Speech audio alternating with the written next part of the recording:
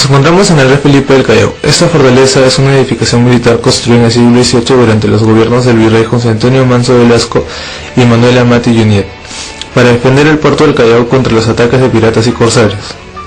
En la actualidad, aún sigue en funcionamiento como un cuartel militar que alberga unos 1000 soldados y además es un museo del ejército peruano. Esta edificación ha visto el desarrollo y la evolución de los ejércitos y los defensores del Perú. Pero la pregunta sería, ¿cómo era el ejército peruano desde sus inicios?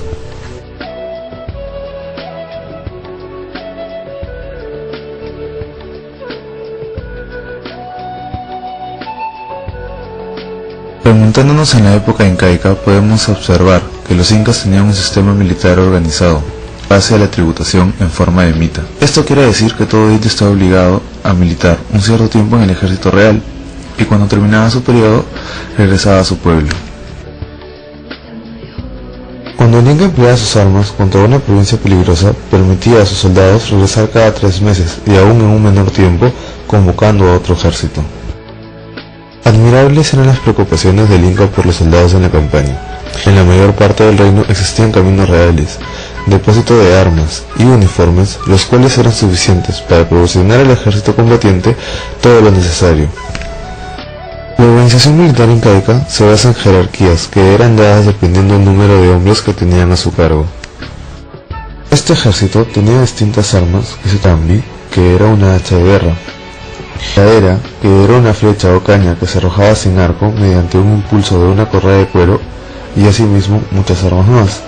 Estas armas eran elaboradas en diferentes tierras, en donde se proveía de materia prima.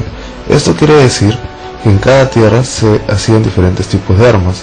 Por ejemplo, en una podrían hacer arcos y flechas, en otras podrían lanzas y dardos, y en otras porras y hachas.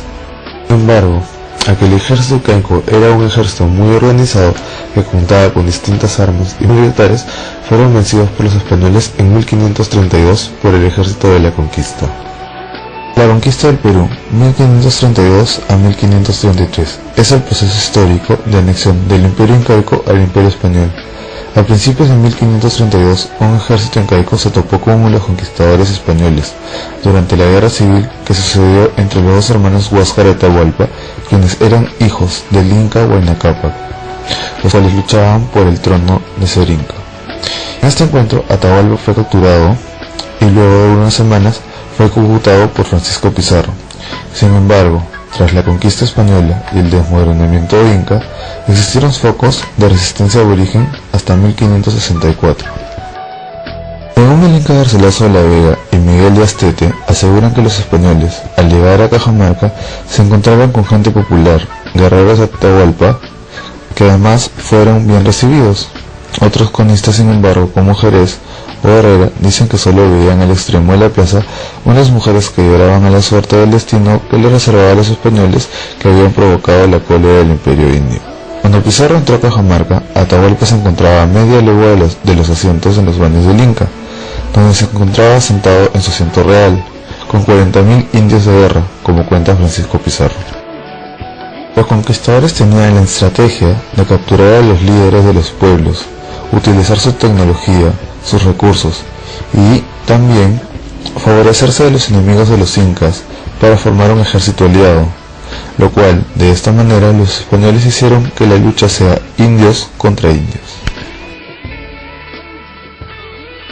El ejército indígena adquiere características comunes a los ejércitos de otras latitudes, dando una organización, un apartado logístico e instrucciones.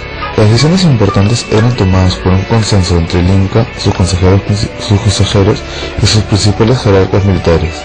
Este ejército Inca no termina con la captura de Atahualpa, permanece formado en la lucha contra los españoles bajo la conducción de Manco Inca y sus sucesores, los Incas de Vilcabamba, hasta 1572. En los años posteriores, una vez consolidada la permanencia colonial en América, España no organiza un ejército en estas tierras. Entre las razones es por el temor que tenía la corona en generar una fuerte de poder que luego se volviera en su contra. Se han logrado enumerar más de 100 insurrecciones y alzamientos de indígenas y mestizos contra la dominación colonial. De estas insurrecciones, las que se organizaron en ejércitos formales, es decir, en donde se encontraba un comando y una institución, fueron las de Juan Santos Atahualpa en 1742 y la de José Gabriel Túpac Amaru en 1780. Cuando estalló la revolución, se conformó un ejército para la defensa del Cusco, en la cual los integrantes fueron el Cuerpo de Veteranos de Lima y la Milicia Cívica. Al comienzo de la conquista, los armamentos utilizados eran los mismos armamentos que los incas, ya que la lucha era indios versus indios. Sin embargo, luego de la llegada de armamento de ataque como las espadas, los caballos y las armaduras, se sabe que Manco Inca se rebeló y formó un batallón de soldados incas a caballo. Sabe que él mismo usó el armamento español luego de haber vivido algunos años con los españoles. Actualmente la conquista, al iniciar el virreinato peruano, no se contaba con un ejército permanente y profesional. Solo estaban destinados a la guardia del virrey y algunos funcionarios. Al principio no se podía conformar un ejército porque era muy costoso y solo se limitó a conformar granaderos de infantería de pardos y personas rudas. El ejército regular estaba conformado mayormente por peruanos. El virrey Amati Yunet creó una ordenanza de ejército. De esta forma recién se comenzaba a militarizarse la sociedad. Según la Real Cédula, el 8 de agosto de 1704 se definía quiénes eran militares. Añadiendo el detonante de las guerras entre España e Inglaterra, es que se define la formación de un ejército en América. Los coroneles se escogían entre los más calificados y titulados, y el resto de soldados entre los vecinos de todo estrato social de la nación. Por la Real Orden del 26 de enero de 1765 se refería al respecto de los soldados pardos o negros que se deberían formarse al lado de los soldados blancos. Con la llegada de la dinastía de los Borbones al trono español, recién se revela la conformación de un ejército permanente con la creación de cuerpos regulares y milicia disciplinada, las cuales eran equipadas debidamente.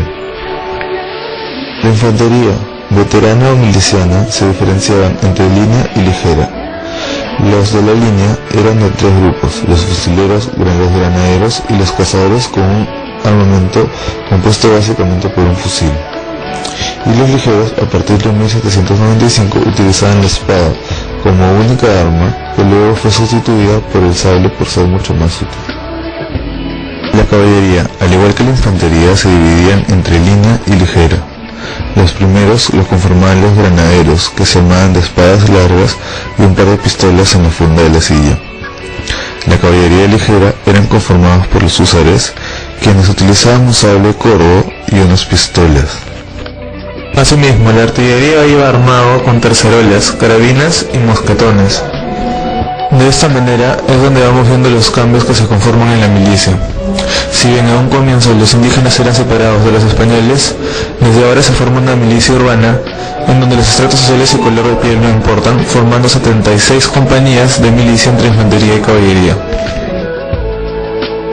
Y es así que los soldados de este ejército fueron los primeros que usaban las instalaciones de la fortaleza Real Felipe, la cual resguardaba Lima de los piratas y corsarios.